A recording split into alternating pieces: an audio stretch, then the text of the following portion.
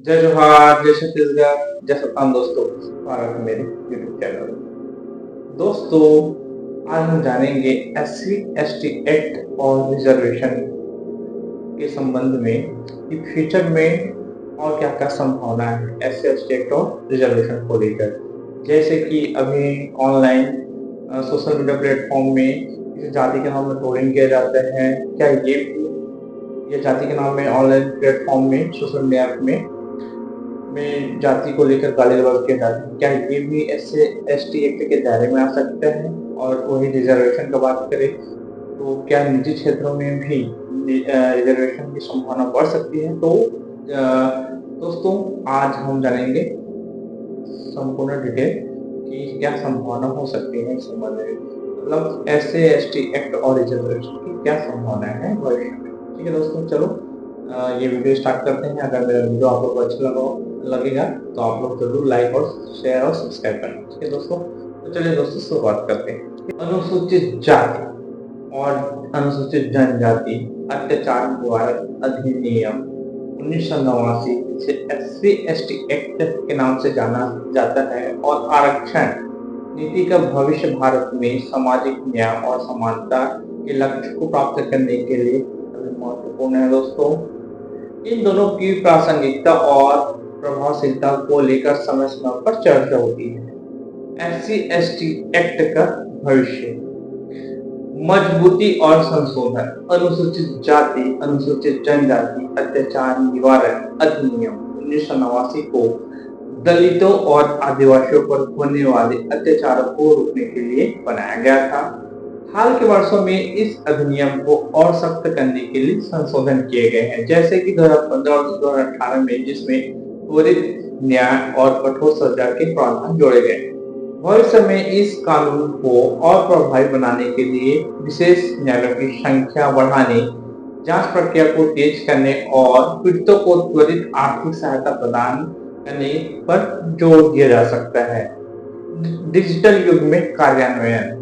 Digital तकनीक और social media के बढ़ते उपयोग के साथ इस अधिनियम को ऑनलाइन उत्पीड़न और भेदभाव को शामिल करने के लिए अद्यतन किया जा सकता है। साइबर अपराधों के खिलाफ विशेष प्रावधान जोड़े जा सकते हैं, क्योंकि अनुसूचित समुदाय के खिलाफ ऑनलाइन ट्रोलिंग और अपमानजनक टिप्पणियां धीरे धीरे बढ़ रही हैं। सोशल मीडिया जैसे प्लेटफॉर्म में आप लोगों को देखने को मिलता है दोस्तों, किसी विशेष व्यक्ति को जाति के नाम पर ट्रोल कर दिया जाता है, या और कुछ ऐसे बातें होती हैं, या सोशल मीडिया में कमेंट के नाम पे आपको जाति के नाम पे आपको गाली गलौज किया जाता है। तो ये भी समय के साथ ये भी जो क्राइम है ये भी बढ़ रहा है। तो क्या इस जो जो ये क्राइम है, क्या इसको भी एससी एसटी एक्ट के अंतर्गत लाया जा सकता है? ये विचार का विषय है दोस्तों। ठीक है, जागरूकता और प्रशिक्षण। भविष्य में इस अधिनियम के प्रभावी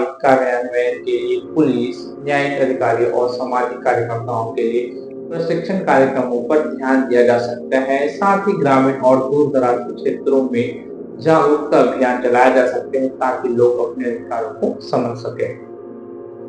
विवाद और संतुलन। इस अधिनियम के दुरुपयोग को रोकने के लिए समय समय पर बहस होती रहती है। सुप्रीम कोर्ट के 2018 के फैसले पर कुछ प्रावधानों को कमजोर करने की कोशिश की गई थी, लेकिन संसद ने इसे पलट दिया। भविष्य में दुरुपयोग को रोकने के लिए संतुलित दृष्टिकोण अपनाया जा सकता है, जैसे कि झूठी शिकायतों के लिए दिशा निर्देश, बिना वास्तविक पीड़ितों के अधिकारों को प्रभावित किए बिना। ठीक है दोस्तों, अब जानते हैं आरक्षण का भविष्य क्या होगा।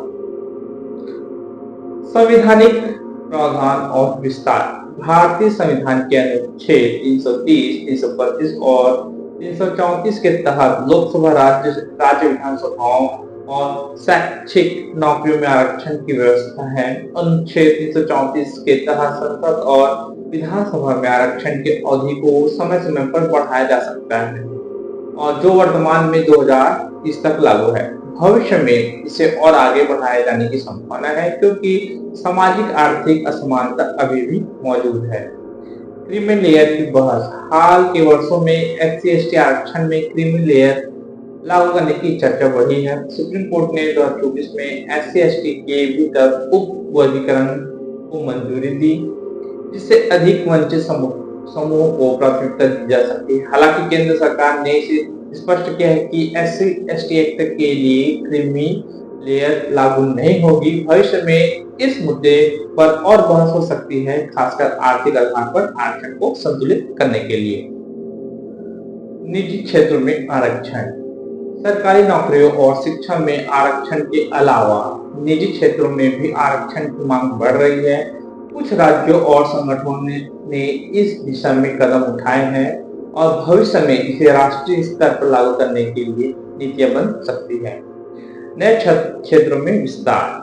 आरक्षण का दायरा बढ़ाने की मांग, जैसे कि अल्पसंख्यक संस्थानों जैसे AMU और जामिया में SC/ST के लिए आरक्षण भविष्य में जोर पकड़ सकती है। साथ ही उच्च न्यायपालिका और निजी संस्थानों में आरक्षण की मांग उठ रही है। सामाजिक आर्थिक विकास पर जोर। अनुसूचित जाति उप योजना SC/ST और जनजाति उप योजना TSP के तहत विकास के संसाधन आवंटन बढ़ाने की जरूरत है। 2001 की जनगणना के अनुसार SC की आबादी कुल जनसंख्या का 16.23% थी, लेकिन SC/ST के तहत आवंटन इसमें कम रहा।